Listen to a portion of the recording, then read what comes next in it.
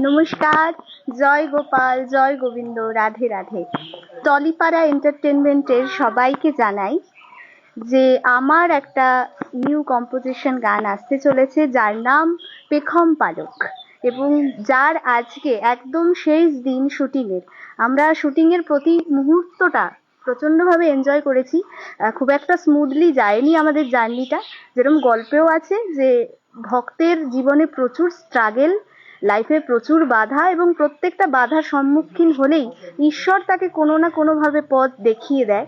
সেইভাবে আমাদের আসল জীবনেও তাই হয়েছে, যে এই কনসেপ্টটা যখন ভাবা হয় তখন থেকে অনেক বাধা আসতে থাকে, কিন্তু সেই সমস্ত বাধা অতিক্রম করে আজ আমরা নবদ্বীপের মাটিতে রয়েছি। এবং শ্রী চৈতন্য মহাপ্রভুর লুকে গতকাল আমাদের শুটিং হয়েছে, এবং আজকে কৃষ্ণের একদম শেষে গিয়ে ভক্ত অর্থাৎ আমি যে ক্যারেক্টার প্লে করছি, শ্রীয়ের ক্যারেক্টার।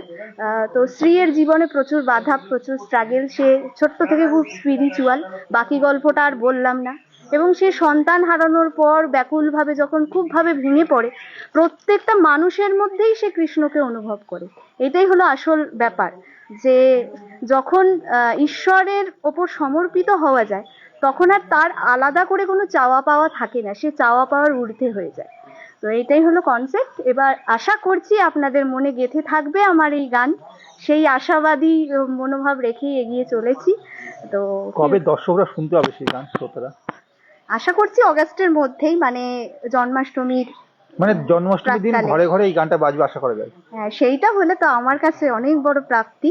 এখনই এমনি শুটিং করতে এসেছি, প্রচুর মানুষজনের মানে রিয়াকশন দেখি আমরা খুবই মুগ্ধ। আমি ভাবতেও পারিনি আমার এই ছোট্ট স্বপ্নটা প্রভু এইভাবে সাড়া দিয়ে, মানে এইভাবে সাকসেসফুলি করবে। এবার বাকিটা তো রিলিজের পর মানুষের থেকে ফিডব্যাক পাবো।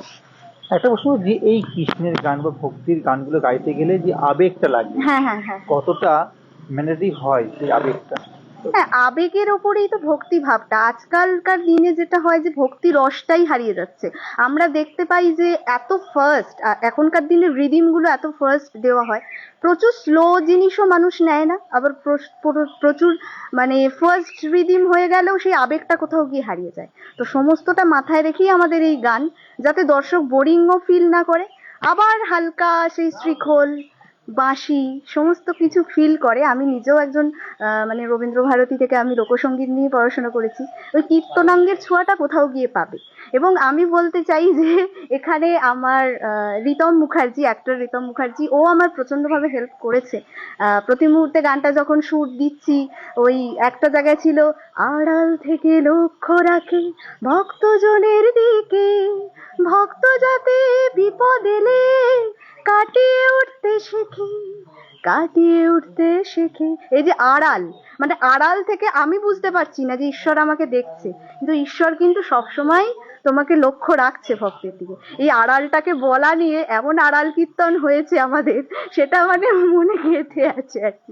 তো এটাই টিম ওয়ার্ক, যে সবাই সবার পাশে ছিল, আর তাই জন্য আমি সম্ভব করতে পেরেছি। এই গানের শুটিংটা কোথায় কোথায় হলো? গানটার শুটিংটা প্রথমে আমাদের হাওড়ায় বেশ কিছু মন্দিরে শুট হয়েছে।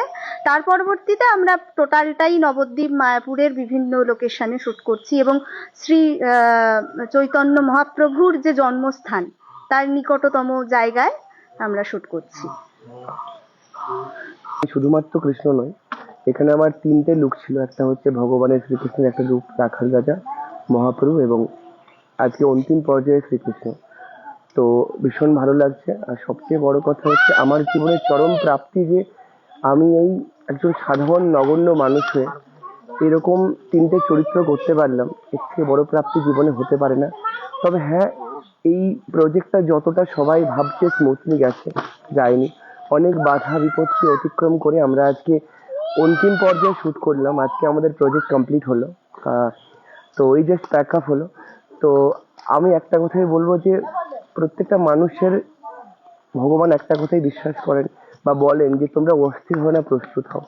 তো আমি এখান থেকে অনেক কিছু শিখতে পারলাম, যে জীবনে আমাদের আরো আরো অনেক ধৈর্যের প্রয়োজন, অনেক শান্তভাবে আমাদের থাকতে হবে। আর জীবনে চলার পথটা কখনো চড়াই হবে, কখনো উতরাই হবে, কখনো আপস যাবে, কখনো ডাউন যাবে। সো আমরা যেমন খারাপ সময়টাকে যেমন খুব কষ্ট করে অতিবাহিত করি, তেমনি ভালো সময়টাও আমাদের সেভাবেই অতিবাহিত করতে হবে। তো ভালো খারাপ দুটো মিলিয়ে জীবন। ভীষণ ভালো লাগছে কাজটা করে।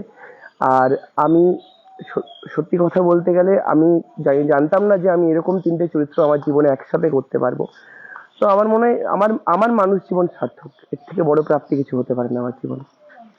আপনার নাম? আমি অভিনেতা ঋতম মুখার্জি।